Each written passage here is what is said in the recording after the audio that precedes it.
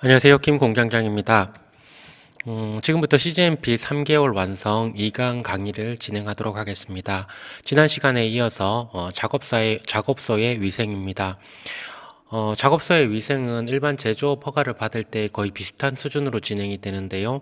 곤충, 해충이나 질을 막을 수 있는 대책을 마련하고 정기적으로 점검 확인하여야 한다. 항상 점검 확인은 문서와 사인이 있어야 된다는 얘기입니다. 그래서 곤충, 해충 같은 경우는 트랩을 설치하고 방충 등을 설치하게 되고요. 정기적으로 점검 확인은 물론 내부에서 진행할 수도 있지만 주로 세스코를 이용해서 관리를 하고 문서를 기록 관리하는 그런 형태를 취하고 있고요. 제조 관리 및 보관 구역 내의 바닥, 벽, 천장 및 창문은 항상 청결하게 유지되어야 한다. 항상 청결하게 유지되어야 한다. 뭘로 증명할 것이냐? 작업소의 위생 관리 기록서를 작성을 해라. 그런 뜻이겠죠. 매끈한 변면이어야 하고요. 그 다음에 각진 부분을 없애서 청소하기 좀 편한 구조로 그렇게 진행을 해야 된다라는 내용입니다. 제조시설이나 설비 세척에 사용되는 세제 또는 소독제는 효능이 입증된 것을 사용하고 잔류하거나 적용하는 표면이 이상을 초래하지 아니하여야 한다. 이상을 초래하지 않는다. 이 얘기는 반응을 시키면 안 된다는 얘기죠. 그리고 세제에 대해서도 효능을 입증된 것을 사용해라. 결국은 그 세제의 MSDS를 보유를 하고 있어야 하고 세척이 끝난 후에 이온수를 통해서 세척수에서 화학적 물질이 발견이 되지 않아야 한다. 또는 청소가 끝나고 나면 흰천 또는 검정색 천으로 해서 표면을 닦았을 때에 색상이나 이물이 묻어나지 않아야 한다. 이러한 부분들을 전부 보증하고 문서화하고 그리고 사인한 상태로 보관 기록되어야 한다. 그런 내용이고요. 제조시설이나 설비는 적절한 방법으로 청소하여야 하며 필요한 경우 위생관리 프로그램을 운영하여야 한다. 적절한 방법으로 청소하여야 한다. 이 결국은 청소 방법에 대한 SOP, 기준서, 절차서가 있어야 하고요. 그리고 위생 프로그램을 운영한다. 이 부분도 설비의 위생관리 점검 기록표를 운영을 해야 된다라고 말할 수 있습니다. 트랩이라든지 방충 등은 이런 형태를 쓰는 것이 일반적이죠. 그럼 유지 관리에 대해서 한번 알아보겠습니다. 건물, 시설 및 주요 설비는 정기적으로 점검하여 화장품의 제조 및 품질 관리에 지장이 없도록 유지 관리 기록. 유지 관리 기록이라는 것은 기준서와 절차서가 있어야 하고요. 또 거기에 따라서 기준된 양식이 있어야 하고 또 사인도 해야 된다는 얘기죠. 건물에 대해 건물 시설 주요 설비는 설비 점검 기록표 있어야 되고요. 물론 공조시설뿐만 아니고 집진기 이런 부분들도 다 그거에 대한 관리, 점검, 기록 유지 이런 부분들이 있어야 하고요. 현장 내에서는 급지에 따라서 1, 2, 3급지는 온습도 관리 그리고 4급지까지도 하는 경우가 있고요. 그리고 각 실별로 위생관리 점검표를 유지를 해야 한다. 그런 내용입니다. 결함 발생 및 정비 중인 설비는 적절한 방법으로 표시하고 고장 등 사용이 불가한 경우 표시하여야 한다. 유휴 설비라든지 고장 설비에 대한 관리인데요. 요것 또한 4대 기준서와 절차서에 설비에 대한 관리 방안에 대해서 기준이 있어야 하고요. 거기에 따라서 절차가 있어야 한다. 그리고 설비 상태를 표시한다라는 내용인데요. 고장이라든지 수리 중이라든지 또는 유휴 설비, 언제부터 유휴 설비가 되었는지 이러한 부분들을 기록 관리하고 눈으로 보는 관리를 해야 된다. 그런 내용입니다. 세척한 설비는 다음 사용 시까지 오염되지 아니하도록 관리하여야 한다. 얘기는 뭐냐면 설비에 보통 생산 중 또는 세척 중, 세척 완료 대기 이런 식으로 적어 놓게 되는데요. 요즘 들어서는 조금 더 까다롭게 돼서 설비 세척 후에 뭐 24시간이 경과하면 재세척을 한다 이런 기준을 마련을 하고 운영을 하게 되죠. 그러면 설비에는 생산 중, 세척 중, 그 다음에 세척 완료 대기 상태면 언제 청소했는지 기록 관리가 되어야 한다. 그런 부분이고요. 모든 제조 관련 설비는 승인된 자만이 접근 사용하여야 한다. 이 얘기는 뭐냐면 모든 제조 설비뿐만 아니라 충전, 포장 설비 등은 다 정부를 기록하여야 하고요. 거기에 따라서 설비의 일일 점검 일지를 작성을 해야 된다라는 내용입니다. 제품의 품질에 영향을 줄 수 있는 검사, 측정, 시험 장비 및 자동화 장치는 계획을 수립하여 정기적으로 교정 및 성능 점검을 하고 기록해야 된다라는 내용인데요. 실험 장비 및 설비 검교정을 해야 되겠죠. 물론 검교정 비용이 비싸기 때문에 표준 온도계라든지 표준 RPM계 이런 부분들 하나를 만들어서 확대 전기를 해도 무방하지만 결국은 정기 점검을 해야 한다. 그래서 보통은 1년에 한 번 또는 2년에 한 번 검교정 계획을 세우게 되는데 일반적으로 1년에 한 번 정도 외부 의뢰를 해서 진행하는 것이 일반적이고 설비에 대한 온도계, 압력계 이런 진공계 이런 부분들은 비용이 많이 들기 때문에 자체적으로 표준 온도계 이런 부분들을 활용해서 서류를 점검하고 서류를 남겨놓는 것도 무방하겠습니다. 입고 관리 제조업자는 원자재 공급자에 대한 관리 감독을 적절히 수행하여 입고 관리가 철저히 이루어지도록 하여야 한다. 입고 관리가 철저히 이루어지도록 하여야 한다. 얘기는 뭐냐면 입고 관리 절차서가 있어야 된다.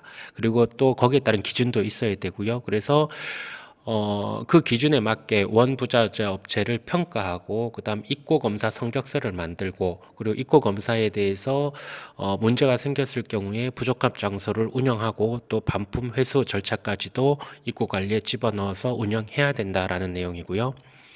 원자재의 입고 시 구매 요구서, 원자재 공급업체 성적서 및 현품이 서로 일치하여야 한다. 이 얘기는 뭐 입고 검사를 해야 된다. 입고 검사를 할 때에는 실제 그 제품의 표준품과 서로 비교해야 한다. 이런 내용이고요. 필요한 경우 운송 관련 자료를 추가적으로 확인할 수 있다. 필요한 경우니까 뭐 굳이 안 해도 되는데요. 기타 뭐 문제가 생겼을 때 하는 내용들이겠죠. 표준품 관리, 재고 관리를 해야 된다라는 내용이고요. 원자재 용기에 제조 번호가 없는 경우에는 관리 번호를 부여하여 보관하여야 한다. 요즘은 부자재도 원자재뿐만 아니고 부자재 같은 경우에도 로트 번호 관리를 하도록 얘기를 하고 있는데요. 물론 부자재 같은 경우에는 보관 기간에 따라서 뭐 크게 편차가 발생되지는 않지만 그래도 원자재 종류에 따라서 뭐 2년, 3년 지나면 부식이 된다든지 기타 문제를 일으킬 수 있기 때문에 부자재에 대해서도 원료 로트 관리를 하고 진행을 하여야 한다라는 내용이고요. 원자재 입고 절차 중 유관 확인 시 물품에 결함이 있을 경우 입고를 보류하고 격리 보관 및 폐기하거나 원자재 공급자에게 반송하여야 한다. 뭐 당연한 내용이고요. 그리고 부적합품 보관 장소를 마련하고 합격 판정 기준을 결정하고 결함이나 일탈 발생 시에 조치 기준이 있어야 된다. 그런 내용이겠죠. 부적합이 유관으로 봤을 때 부적합인 경우에는 즉시 돌려보내라. 그런 내용입니다. 입고된 원자재는 적합, 부적합, 검사 중 등으로 상태를 표시하여야 한다. 처음 그 입고된 원자재, 원료, 부자재는 처음에는 시험 중이겠죠. 검사 중. 그 다음에 검사가 끝나면 적합 또는 부적합이 붙여지게 되는데 이거에 대해서 라벨 관리를 해라. 그리고 동일 수준의 보증이 가능한 다른 시스템이 있다면 대체할 수 있다. 뭐 큰 의미 없는 내용이고요. 원자재 용기 및 시험 기록서의 필수적인 기재사항은 다코와 같다.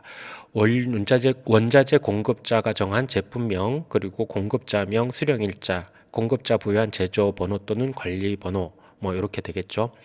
그러면 제품의 출고 관리입니다. 출고 관리는 원자재는 시험 결과 적합된 것만을 선입 선출 방식으로 출고해야 하고 이를 확인할 수 있는 체계가 확립되어 있어야 한다라는 부분인데요.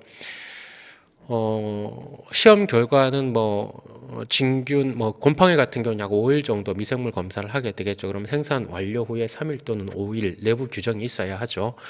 거기에 따라서 합격된 것을 선입 선출 방식. 원자재 제품을 그냥 출하를 하는데 먼저 생산된 걸 먼저 내보내야 되는데 이거에 대해서 어떻게 보증을 할 것이냐라고 한다면 기존 재고가 없다. 이게 최신이다라는 증빙할 수 있는 그런 문서 또는 양식이 있어야 되겠죠. 그러한 부분들을 확인할 필요가 있고요. 보관 관리, 보관 관리는 뭐 보관이죠. 원자재 반제품 및 벌크 제품은 품질에 나쁜 영향을 미치지 아니하는 조건에서 보관하여야 하며 온습도 기록 관리를 하라는 얘기죠. 보관 기한을 설정하여야 한다. 원료나 부자재나 벌크, 내용물이죠. 전부 보관 기간 설정 운영해야 된다. 그거는 제품의 유효 기간과 동일한 그런 보관 기준을 정하면 되겠죠. 보시게 되면 라벨에 품목 코드가 있고 품목명이 있고 로트 번호가 있고 제조량이 있고 언제 제조를 했고 유효기간은 언제고 또 제조자는 누구고 보관 조건은 어떻게 돼 있다. 이런 라벨을 가지고 시험 중 적합 부적합 이렇게 구분을 해서 진행을 하면 될 것 같고요.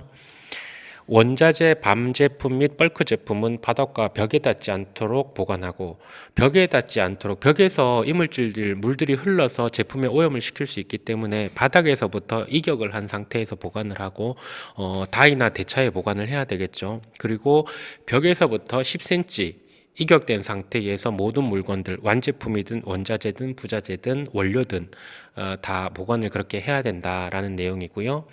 선입 선출에 의하여 출고할 수 있도록 보관 관리 보관하여야 한다. 선입 선출이라는 게 상당히 어렵죠. 원료 같은 경우에는 기존 원료가 있으면 물론 측량 시스템이라든지 WMS 창고 관리 시스템이 있으면 선입 선출이 가능하겠지만 일반적인 회사에서 선입 선출에 출고할 수 있도록 보관해야 한다. 이런 부분들은 관리하기가 상당히 어려운데요. 이러한 부분들은 시스템적으로 좀 진행을 해야 되고 아니면 물건을 낼 때에 선입 선출을 하였는가라는 최소한 문서가 있어서 그거를 누군가는 확인하고 사인할 수 있는 절차를 가지고 가야 한다. 상당히 공수가 많이 들고 힘든 부분이긴 하지만 결국은 CGMP에서는 제품의 품질을 유지하기 위한 요건으로서 선입 선출 이 부분을 강조를 하고 있고요.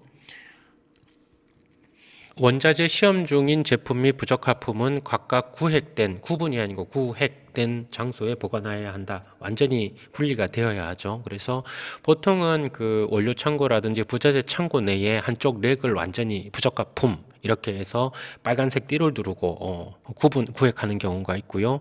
다만 서로 혼동을 일으킬 우려가 없는 시스템에 의해 보관되는 경우에는 그러지 아니하다. 큰 의미 없는 내용이고요. 시험 중 적합, 부적합품 대기 장소를 명확하게 해서 누구나 봐도 판단할 수 있도록 그렇게 진행을 해야 되고요.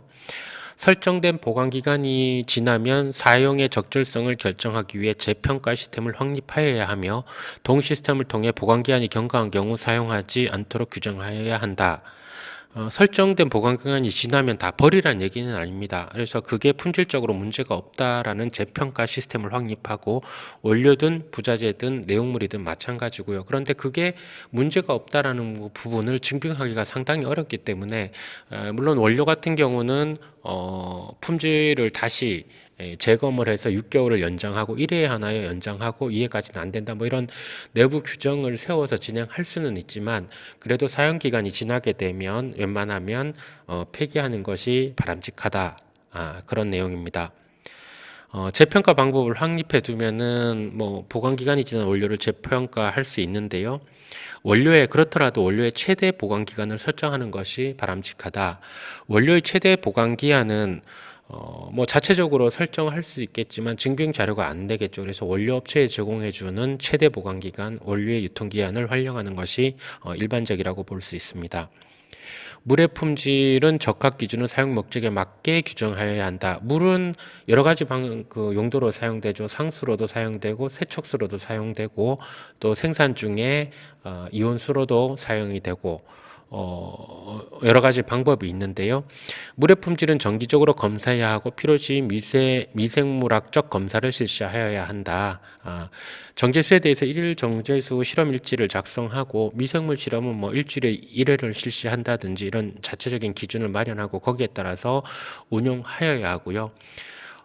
물 공급 설비의 기준을 보게 되면 물이 정체와 오염을 피할 수 있도록 설치할 것. 그럼 결국은 정제수를 만들더라도 정제수 저장통에서 계속 순환되는 시스템을 만들어야 된다. 이게 세미타리 배관을 이용해서 많이 사용을 하죠. 물의 품질이 영향이 없을 것. 이 얘기는 재질 자체를 물과 화학적인 반응이 일어나지 않는 서스 316 재질로 해라. 그리고 살균 처리가 가능할 것. 물탱크 내부에 자외선 살균 소독기를 설치를 해라. 그런 내용이고요. 화장품 제조 용수를 보게 되면 아까 말씀드린 것처럼 정제수 상수 그리고 손쉽기 위한 상수, 제품 용수, 화장품 제조 시에 적합한 정제수 이러한 부분들이 있는데요. 각각 구분해서 사용을 하도록 그리고 표기하도록 되어 있습니다.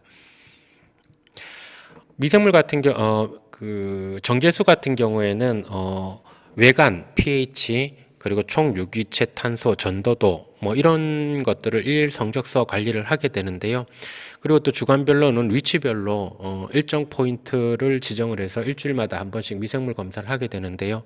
매일 제조 전에 측정하는 것은 뭐 전기 전도도 저항값 뭐 이런 부분들 자체적으로 물의 품질을 보증할 수 있으면 어떤 항목이든 상관은 없을 것 같습니다.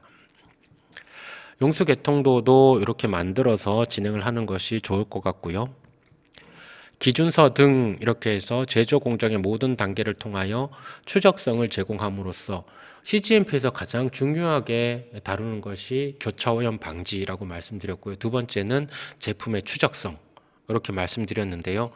완제품이 목표하는 품질 수준을 만족하고 규정된 모든 요건을 충족시켰다는 것을 보증하기 위한 문서화된 절차서, 작업 지시서 및 규격서와 함께 생산 관리 방법이 확립되어야 한다. 이 얘기는 뭐냐면 4대 기준서와 절차서를 만들어라. 4대 기준서 절차선을 만드는 거는 뭐 기존의 CGMP를 취득한 업체의 문서를 받아서 자기 회사에 맞게 변경하는 게 가장 쉽고요. 또는 뭐 컨설팅을 받아서 진행하는 방법이 있는데 실제로 CGMP를 획득한 회사의 문서를 받는 게 좀 어려울 수 있기 때문에 컨설팅을 하게 되면 좀 쉽게 진행할 수 있는 부분이고요. 제품 표준서는 품목별로 각 호의 사항이 포함되어야 한다. 제품 표준서 같은 경우는 법적 사항이기 때문에 굳이 많이 얘기할 필요는 없을 것 같습니다. 해서 진행하도록 하고요. 측량은 원료는 품질에 영향을 미치지 않는 용기나 설비에 정확하게 측량되어야 한다. 품질에 영향을 미치지 않는 용기, 뭐 플라스틱 용기라든지 아니면 서스 재질의 용기를 얘기하겠죠. 원료가 측량되는 도중 교차 오염을 피하기 위한 조치가 있어야 한다. 측량하는데 그럼 집진기를 설치를 해라. 그리고 칸막이, 별도 구획된 구간을 설치를 해라. 필요에 따라서는 측량실은 차압 관리를 해라. 이런 내용이고요.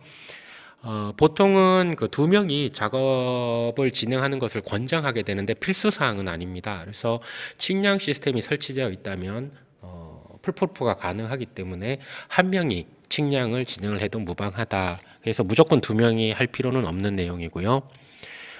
측량된 원료는 개별로 식별 표시를 해야 한다.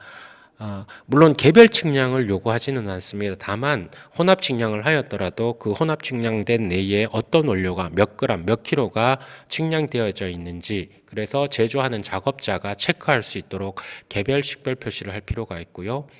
그리고 세척 도구 보관함 을 좀 설치를 해서 측량삽도 계속 청소를 하면서 진행을 해야 되겠죠. 그리고 세척 도구도 자외선 소독기 안에 넣어서 보관하는 게 미생물 오염을 방지할 수 있는 방법이라고 생각을 하고요. 원료통 같은 경우에도 완전히 측량이 끝나고 나면 보통은 타이 같은 걸로 해서 윗부분을 딱 묶어버리죠. 그래서 원료 밀봉을 해서 보관을 해서 교차 오염을 방지를 하여야 한다. 그런 내용입니다. 공정관리 부분인데요. 이 부분은 시간이 조금 지났기 때문에 3강에서 다시 마무리를 짓도록 하겠습니다. 지금까지 천천히 하나하나 리뷰를 했었는데요. 도움이 되셨으면 좋겠습니다. 감사합니다.